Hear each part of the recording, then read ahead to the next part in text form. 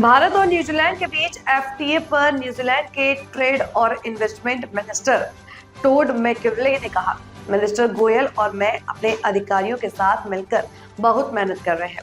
अब तक बातचीत के कई राउंड हो चुके हैं और हम ये पक्का करने के लिए कमिटेड हैं कि ये डील बैलेंस्ड हो और हमारे दोनों देशों के नागरिकों के लिए अच्छी हो। इसलिए हम आशावादी हैं। सरकारों ने कहा कि हमें ये करना चाहिए। We're optimistic.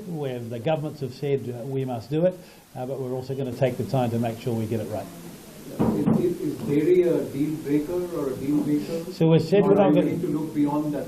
So we said we're not going to talk about the detail of the negotiations to show respect to our negotiators, but it's fair to say that on both sides there are always challenges in a trade negotiation. What Minister Goyal and I have agreed is that rather than our negotiators arguing, we will find solutions together. And so far, I think we've made great progress. Mr. Minister, how important is this relationship in the context of two countries? Well, it's a very important relationship. Christopher Luxon, when we were in opposition, said with me in front of the New Zealand media that if we formed a government, our relationship with India would be a strategic priority for New Zealand, and we've seen the relationship grow very quickly over the last 2 years.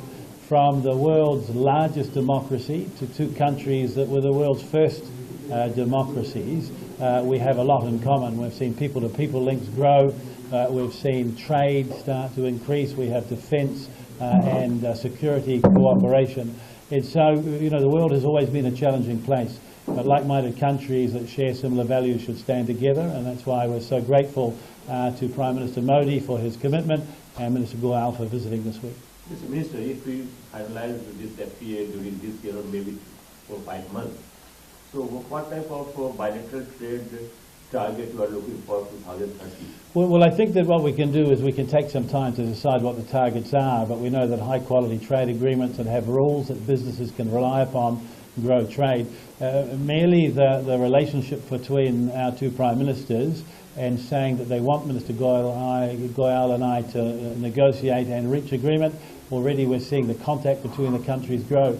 When we visited India with Prime Minister Luxon in March of this year, when Piyush and I were able to launch the negotiation, there were some 33 MOUs and agreements signed between New Zealand and India, including between Air India and Air New Zealand, a code-share arrangement with a commitment for direct flights by 2028. So the trade is starting to grow already. Our job is to make sure the framework is balanced and right, so that actually Indian businesses and New Zealand businesses can form those strong relationships together and grow. Here is an absolute commitment, though. When we land this high-quality deal, you will come back in a few years' time, and whatever we had said we would do, it will be great.